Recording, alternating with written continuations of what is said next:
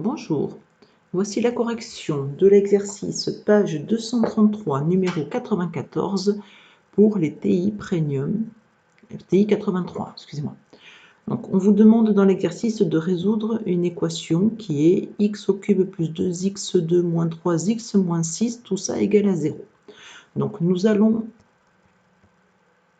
voir une correction graphique. Donc on va rentrer la fonction qui a x associée, donc x au cube, x au cube, la puissance est ici, l'exposant au cube. Alors vous remarquerez que le curseur est en haut au niveau de l'exposant. Il faut donc appuyer sur la flèche de droite pour le faire descendre. Plus 2x au carré, 2x au carré. Ensuite, moins 3x et moins 6. Voilà. Donc là maintenant, on va entrer pour valider et on va appuyer sur graphe pour faire apparaître le graphique. Voilà, donc on voit le graphique. On cherche à résoudre f de x égale à 0. Donc cela correspond à l'intersection de cette courbe avec l'axe des abscisses. Ici, on voit qu'il y a quelque chose qui se passe dans cette zone et ici. Donc on a l'impression qu'il y a deux intersections. Donc ça voudrait dire qu'il y a deux solutions à l'équation. Ce qui est faux, puisque on va s'apercevoir qu'ici, en fait, il y a deux solutions. Donc, pour s'apercevoir de ça, on va venir zoomer ici. Je n'ai pas du tout besoin d'autant de valeurs ici, et je n'ai pas du tout besoin de valeurs ici. Et si je veux amplifier le phénomène ici pour voir ce qui se passe au niveau de ce moins 2, il va falloir que je diminue énormément en ordonnée positive et en ordonnée négative. Donc pour cela, on va aller dans Fenêtre. Ici, j'appuie sur Fenêtre. Je vais donc dans les valeurs min et max, je peux modifier, je vais mettre moins 3. Attention de surtout pas mettre le moins de soustraction pour les TI. Ici, 3, entrée. Et comme je veux bien diminuer ma fenêtre au niveau des ordonnées, pour bien voir, je peux par exemple dans un premier temps mettre moins 2 pour le min et 2 pour le max. Entrée, je valide et je demande à revoir mon graphe. Ah, je commence à m'apercevoir en effet qu'ici, la courbe passe au-dessus. Si je veux amplifier ce phénomène, c'est-à-dire que je ne m'intéresse plus à voir la globalité de la courbe, mais je veux voir ce qui se passe ici.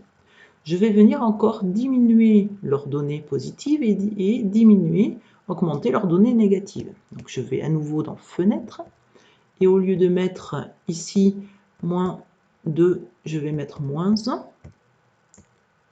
Ici, moins 1. Et ensuite, aux Y max, je vais mettre 1. Voilà, entrée, je valide, et je vais voir le graphe. Et là, on le voit beaucoup mieux.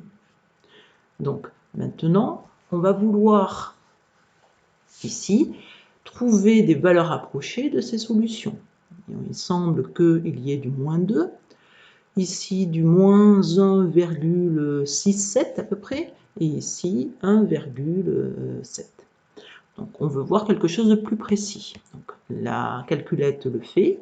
On va venir ici, on va aller dans la fonction calcul. Donc seconde calcul.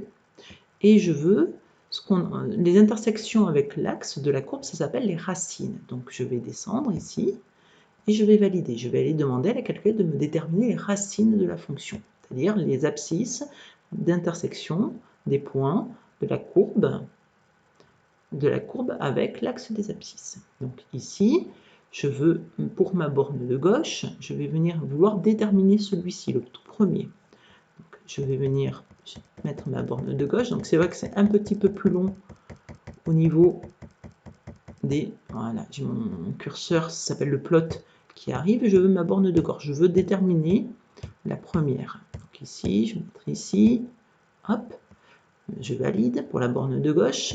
La borne de droite, je vais la mettre juste au-dessus ici. Ça aurait pu être utile de zoomer un peu plus pour que vous voyez mieux. Ici, n'hésitez pas à zoomer un peu plus si vous en avez besoin.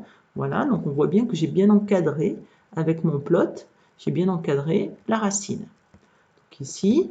Et là, maintenant, la valeur initiale, je peux laisser celle-là, ou je peux, moi, c'est vrai que j'ai tendance à toujours me mettre à gauche, mais normalement, si je fais entrer, ça doit marcher ici. Voilà.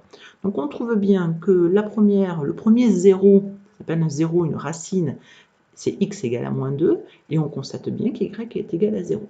Maintenant, on va vouloir déterminer la seconde racine que l'on rencontre.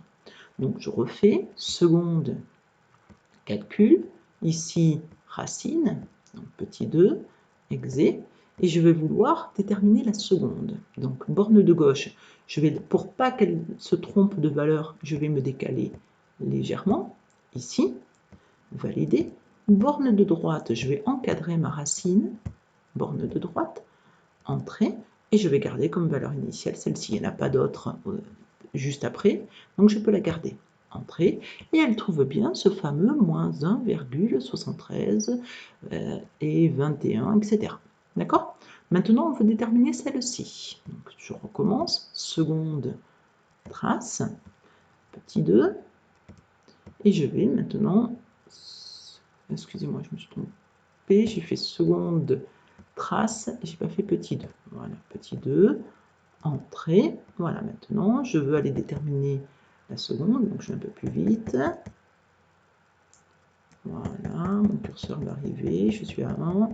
Voilà, ça, on va le voir réapparaître. Hop, j'ai été trop loin, évidemment.